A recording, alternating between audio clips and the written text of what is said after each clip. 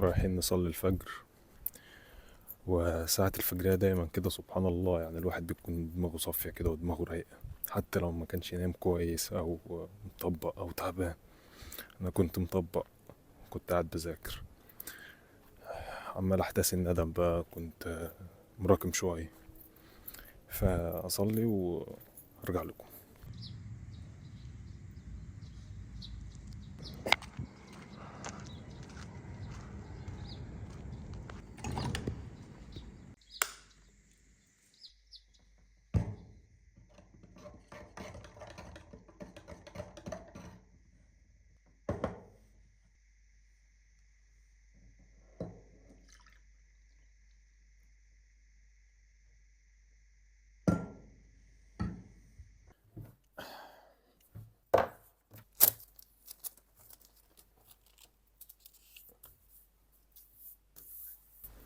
السلام عليكم.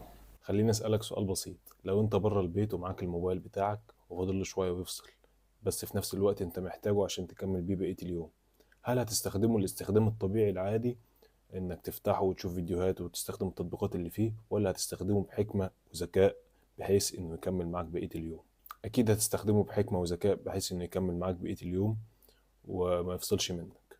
طيب ليه ما بتعملش كده مع نفسك؟ كمل بقية الفيديو وهتفهم انا قصدي ايه بالظبط. كنت قاعد مع واحد صاحبي في مرة، فبيقول لي معلومة كده، بيقول لي ان معظم الناس الاغنياء بتلبس نفس اللبس كل يوم، بحيث ان هو مش لسه هيصحى ويبذل مجهود ويفكر هيلبس ايه النهارده ويضيع وقت ومجهود. فانا قلت لا لا لا، ده كلام كده بتردد وخلاص، يعني ما حطيتش الموضوع في بالي.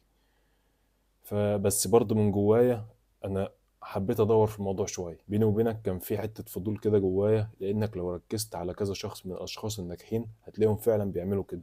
فقعدت ادور في الموضوع واحده واحده، لقيت ده موضوع كبير، وان هو الخطوه اللي هو بيعملها ان هو بيلبس نفس اللبس كل يوم، دي ليها اساس. طب ايه هو الاساس؟ الفكره من الخطوه دي انه يقلل القرارات اللي هو بياخدها على مدار اليوم. في دراسات بتقول انك اول ما تصحى من النوم لحد لما تيجي تنام بتعمل اكتر من 35 الف قرار. مثلا هلبس ايه النهارده، هاكل واشرب ايه النهارده، هروح الجامعه او المدرسه ولا لا، كده لحد لما تيجي تنام. كل قرار من دول بيستهلك جزء من طاقتك ولو بسيط. فانا قلت لا بقى، ده الموضوع كبير، وانا قعدت ادور فيه شويه. واللي اصلا اداني حافز ان انا اكمل تدوير على الموضوع ده وابحث عليه، ان انا مثلا باجي على العصر كده بحس بخمول رهيب، بحس ان انا مش قادر اكمل يوم. فدورت البحث اللي انا عملته، لقيت ان الانسان زمان في قديم الازل كان بيصحى من النوم قراراته محدودة جدا، ان هو مش بيفكر في حاجات كتير. بيصحى من النوم يشوف هياكل ايه، يروح يصطاد مثلا زمان خالص، ويرجع ينام تاني. بس مع تطور التكنولوجيا والثورة الصناعية كترت القرارات اللي بياخدها الواحد على مدار اليوم من أول ما يصحى لحد لما ينام، وده ما خدمش في صالح الإنسان، بل خدم ضده. الواحد أصلا وهو نايم ساعات أصلا بتكون دماغه شغالة، يصحى من النوم يبص في التليفون، يشوف الأخبار حلوة ووحشة، يشوف مين اللي بعتله، يشوف الترندات اللي طالعة جديد. فيعدي مثلا أول 3 ساعات ساعتين من اليوم يكون عامل كمية قرارات فظيعة. وده فعلا اللي أنا كنت بعمله. فكنت باجي مثلا على العصر كده بحس إن أنا فصلت خلاص، فالحاجات اللي انا كنت مأجلها لبعد كده مبقدرش اعملها، مبقدرش اكملها وبتغاضى عنها واكمل اليوم التاني، ويحصل نفس اللوب تاني يتعاد من الاول للاخر. الموضوع عامل زي الشارع اللي بيتزحم بعربيات كتير، فتيجي عربية تانية تدخل مش هتلاقي مكان. نفس النظام مع مخك، مش هيلاقي مكان للمهمة الجديدة او التاسك الجديد، مش هتلاقي طاقة، فمش هتعملها اصلا. فزي ما قلت لك، الموضوع مش فكرة ان واحد زي مارك اللي هو بتاع الفيسبوك ما عندوش هدوم، لا بالعكس، هو بيحاول يقلل القرارات اللي بياخدها على مدار اليوم. بدأت فعلا ان انا اقلل القرارات اللي انا باخدها على مدار اليوم على قد ما اقدر، وشلت الحاجات اللي مش ضرورية اللي بتتطلب مجهود ذهني بس مش مهمة على مدار اليوم، اللي هي مش هتأثر في يومي لو شلتها. مثلا استخدام التليفون لمدة ساعة مثلا أول ما أصحى، التفكير في احتمالات كتير والخوف من المستقبل، التفكير في حياة غيري أو حياة البشر عامة. حاجات زي دي مش مهم إن أنا أعملها طول اليوم، فشلتها خالص. في حديث جميل قوي عن النبي لسه قريته يعني وأنا بحضر للفيديو. قال رسول الله صلى الله عليه وسلم: من حسن إسلام المرء تركه ما لا يعنيه. الحاجة اللي مش هتخصك أو الحاجة اللي هي مش هتفيدك ابعد عنها، ابعد عنها، انت كده كده مش مستفاد. في ناس بتشغل بالها بحاجات ياما كتير مش هتفيدها بشكل او باخر، او حتى مش هتفيدها بطريقة غير مباشرة. هي بس شغلة بيها لمجرد ان هي عايزة تشغل نفسها بيها. طب ما تشغل بالك بحاجة مفيدة. انت بتدور على حاجة تشغلك، تشغل بالك بحاجة مفيدة. ممكن مثلا لو تفكر في حد، تقرر انك تفكر فيه، ده من الحاجات اللي تستنزف طاقتك. ممكن مثلا لو انت حاقد على حد، الموضوع ده اصلا ده كبير، انك تحقد على حد، انك تفكر فيه وتحقد عليه كمان، ده اصلا بيزود الاسترس عليك شخصيا، وبيستهلك طاقتك. انت اولى بالطاقة دي. انت لو جمعت الطاقة اللي انت ممكن تفكر في حد، او ممكن مثلا تحقد على حد، او ممكن مثلا تبص لحد نظرة وحشة، واستخدمت الطاقة دي على نفسك وطورت من نفسك، انت اولى بالطاقة دي. انت اولى بالمجهود اللي انت بتبذله، انت اولى بيه لنفسك.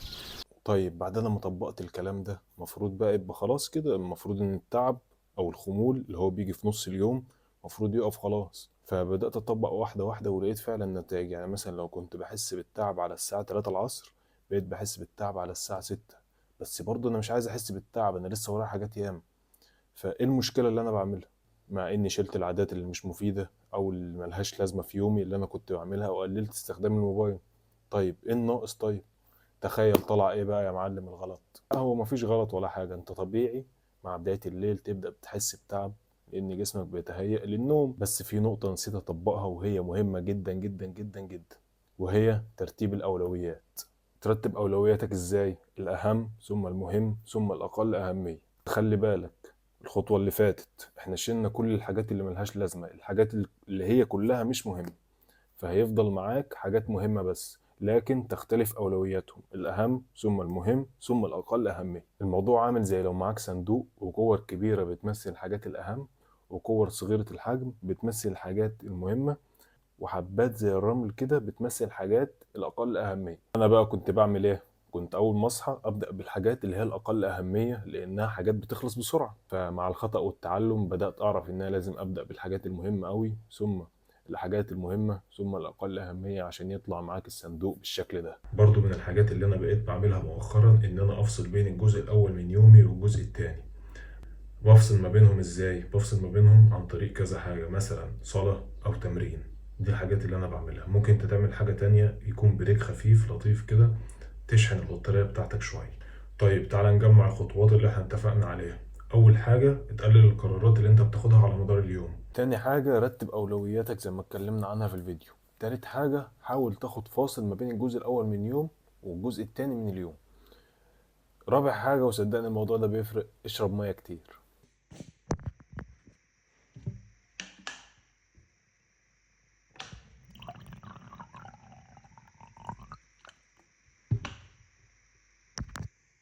وهسيبكم بقى مع كواليس التحضير للفيديو، ومع تلاوة عطرة مع القارئ صديقي عمار كروش.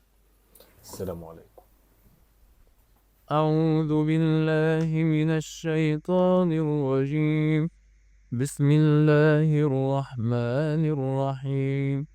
قد أفلح المؤمنون الذين هم في صلاتهم خاشعون والذين هم عن اللغو معرضون والذين هم للزكاة فاعلون والذين هم لفروجهم حافظون إلا على أزواجهم أو ما ملكت أيمانهم فإنهم غير ملومين فمن ابتغى وراء ذلك فأولئك هم العادون والذين هم لأماناتهم وعهدهم راعون والذين هم على صلواتهم يحافظون أولئك هم الوارثون